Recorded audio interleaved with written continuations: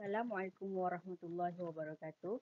Kami daripada kumpulan tutorial A akan membentangkan mengenai 5 prinsip mengekalkan hubungan perkahwinan yang berjaya.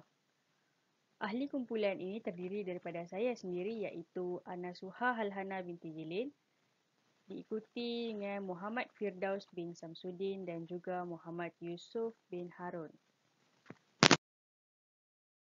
Kumpulan kami telah menemubual 3 orang responden. Responden yang pertama ialah Syahidah binti Saidin yang berusia 43 tahun dengan usia perkahwinan 17 tahun. Responden kedua adalah Suzana binti Jelil berumur 43 tahun dan mempunyai usia perkahwinan 20 tahun. Responden ketiga adalah Wan Farhana binti Wan Jamil yang berumur 36 tahun dengan usia perkahwinan 11 tahun. Sebagai pendahuluan, saya akan menerangkan definisi perkahwinan.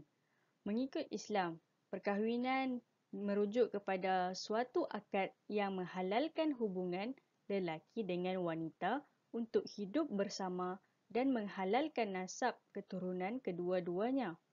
Perkahwinan juga dianggap sebagai suatu ibadah dalam Islam.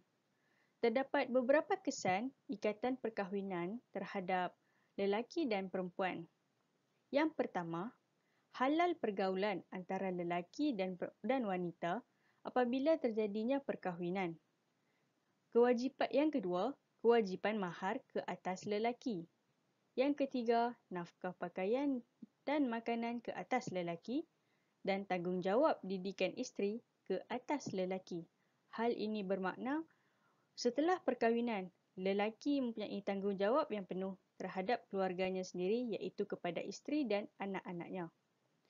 Beberapa kepentingan perkahwinan juga dapat diketengahkan iaitu yang pertama, menyahut seruan fitrah manusia yang telah dikurniakan oleh Allah Subhanahu Wa Taala. Yang kedua, mewujudkan ketenangan jiwa dan ketenteraman rohani antara lelaki dan perempuan dalam kalangan masyarakat. Yang ketiga, melahirkan keturunan yang soleh dan remaja yang berakhlak untuk masyarakat Islam.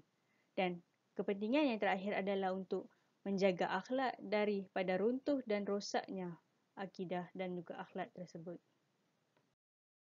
Pandangan Al-Imam Al-Nawawi menjelaskan bahawa wanita itu sendiri sudah mempunyai keistimewaan yang tidak terdapat daripada lelaki. Keistimewaan yang kurang positif yang ketara sebagai wanita seperti mempunyai keinginan-keinginan yang banyak dan kecenderungan-kecenderungan yang kadang-kala bertentangan dengan kehendak agama. Ini digambarkan oleh Rasulullah SAW yang menjelaskan bahawa wanita dijadikan dari tulang rusuk yang bengkok, riwayat Bukhari dan Muslim. Selain hadis yang bermaksud tidak ada satu fitrah pun yang lebih besar daripada kewafatanku yang lebih memudaratkan kepada lelaki melainkan fitnah wanita. Hadis riwayat Bukhari dan Muslim. Setiap individu mempunyai kelebihan dan kekurangan diri selain mempunyai peribadi yang berbeza antara satu sama lain. Apabila seorang lelaki telah bersetuju untuk berkahwin dengan seorang wanita, dengan sendirinya, dia telah berjanji untuk menerima segala kelebihan dan kekurangan diri bakal isterinya. Seterusnya, kita masuk kepada prinsip-prinsip untuk mengekalkan hubungan perkahwinan. Prinsip yang pertama adalah kepimpinan dalam rumah tangga. Hadis Nabi Muhammad SAW, setiap kamu adalah pemimpin dan setiap pemimpin yang bertanggungjawab atas apa yang dipimpinnya. Seorang penguasa adalah pemimpin rakyat dan ia bertanggungjawab atas rakyat yang dipimpinnya. Seorang suami adalah pemimpin keluarganya dan ia bertanggungjawab atas keluarga yang dipimpinnya. Seorang isteri adalah pemimpin rumah tangga suaminya dan anak-anaknya dan ia bertanggungjawab atas mereka. Dan seorang hamba adalah pemimpin harta benda milik tuannya dan ia bertanggungjawab atas keselamatannya. Riwayat Bukhari dan Muslim. Dalam rumah tangga, suami dan isteri perlu mempunyai sifat kepimpinan. Kepimpinan ini dapat terbahagi kepada 4 bahagian, iaitu kepimpinan suami terhadap isteri, kepimpinan isteri terhadap suami, kepimpinan keluarga terhadap anak dan kepimpinan anak dalam keluarga. Yang pertama adalah berkenaan kepimpinan suami terhadap isteri. Suami bertanggungjawab memberikan pendidikan agama kepada isterinya, sama ada dalam hal mendirikan perkara yang wajib, sunat dan soal peningkatan akhlak. Sekiranya si suami tidak berkesempatan atau kurang ilmunya, maka seharusnya suami menggalakkan isterinya menghadiri kelas-kelas dan ceramah agama serta fardu ain di masjid-masjid. Yang kedua adalah kepimpinan isteri terhadap suami. Sikap kepimpinan isteri terhadap suami ialah mengiktiraf suaminya sebagai ketua keluarga, membantu dan mentaatinya dalam hal yang tidak bertentangan dengan agama. Isteri juga bertanggungjawab untuk menjaga maruah diri semasa ketiadaan suami. Yang ketiga pula adalah kepimpinan ibu bapa terhadap anak-anak. Ibu bapa haruslah bersikap adil dengan anak-anak. Keadilan dalam pendidikan, kasih sayang kepada anak-anak. Tingkah laku yang boleh menyebabkan anak-anak merasakan ibu bapa tidak adil hendaklah dielakkan. Dan akhir sekali adalah anak-anak dalam keluarga. Kepimpinan anak-anak dalam keluarga. Ketaatan dan berbuat baik kepada ibu bapa adalah keutamaan bagi anak-anak selepas mengabdikan dirinya kepada Allah Subhanahu Wa Taala. Assalamualaikum warahmatullahi wabarakatuh, Ustaz Amir dan rakan-rakan yang dirahmati Allah Subhanahu Wa Taala sekalian. Seterusnya saya Muhammad Firdaus bin Samsudin, pembentang kedua akan membentangkan beberapa lagi prinsip untuk mengekalkan hubungan perkahwinan yang bahagia.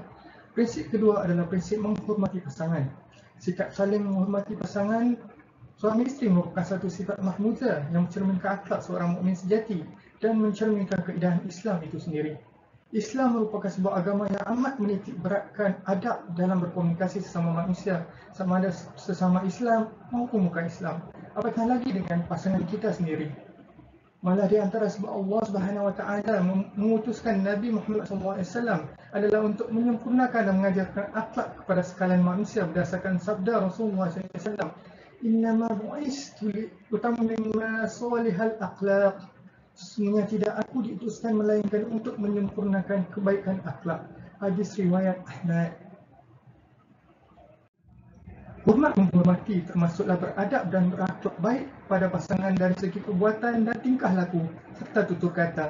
Hal ini selari dengan huraian oleh Mufti Wilayah Persekutuan berdasarkan dalil hadis bahawa Rasulullah SAW telah bersabda yang bermaksud orang-orang mukmin yang paling sempurna imannya ialah mereka yang paling bagus akhlaknya, dan orang-orang yang paling baik di antara kamu ialah mereka yang paling baik terhadap isterinya.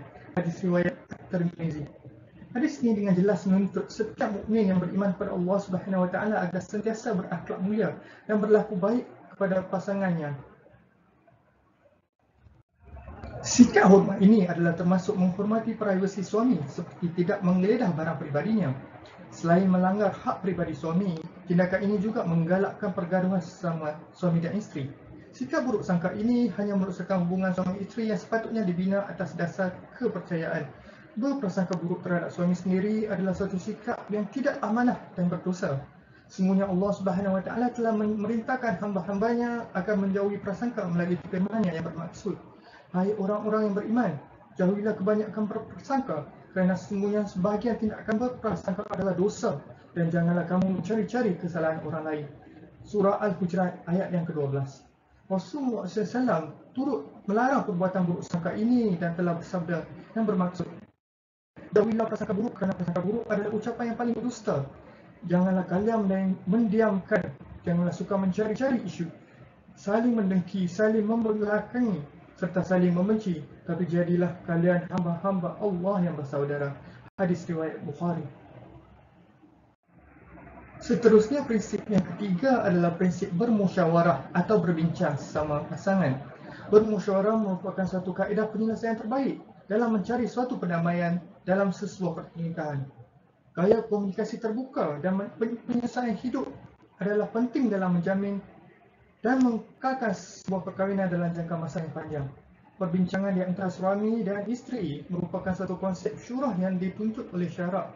Hak kebebasan berpendapat dalam sistem syura ini dinaskan dalam Al-Quran melalui firman Allah Subhanahu Wa Taala yang bermaksud, bermusyawarahlah dengan mereka dalam urusan peperangan dan hal-hal keduniaan itu. Kemudian apabila engkau telah berazam dan sesudah bermusyawarah untuk membuat sesuatu, maka bertawakallah kepada Allah. Sesungguhnya Allah mengasihi orang-orang yang bertawakal kepadanya. Surah Al-Imran ayat 159. Menurut Syekh Al-Maraghi, seorang tokoh tafsir Al-Quran yang terkemuka, perbincangan antaranya mengandungi banyak faedah, di antaranya ialah memperlihatkan bahawa adanya kesatuan dalam menyelesaikan suatu masalah.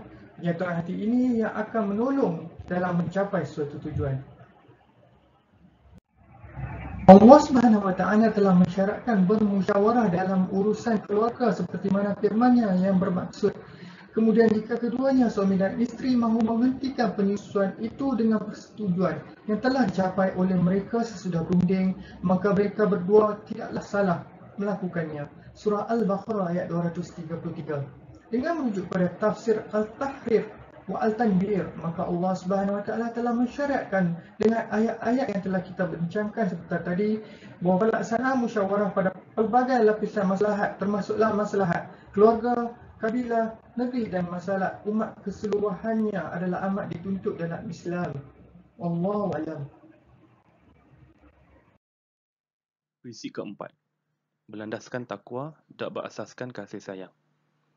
Dalam mengharungi kehidupan dalam rumah tangga, suami isteri perlulah berpandukan kepada Al-Quran dan As-Sunnah, iaitu rumah tangga itu sendiri didirikan berlandaskan takwa, iaitu berpandukan kepada Al-Quran dan As-Sunnah serta menjadikannya sebagai panduan bagi suami isteri dalam menangani sebarang permasalahan yang timbul dalam rumah tangga.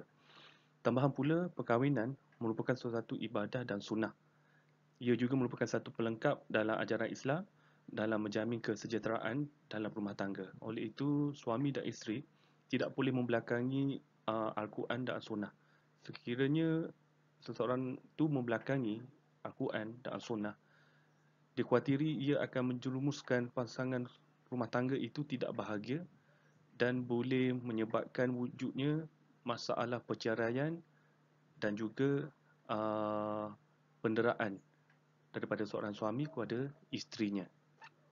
Seterusnya, perasaan kasih sayang ataupun mawaddah.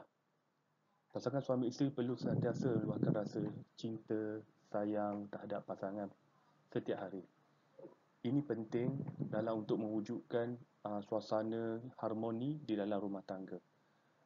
Pasangan suami isteri perlulah merendahkan ego dalam diri dan rasa malu.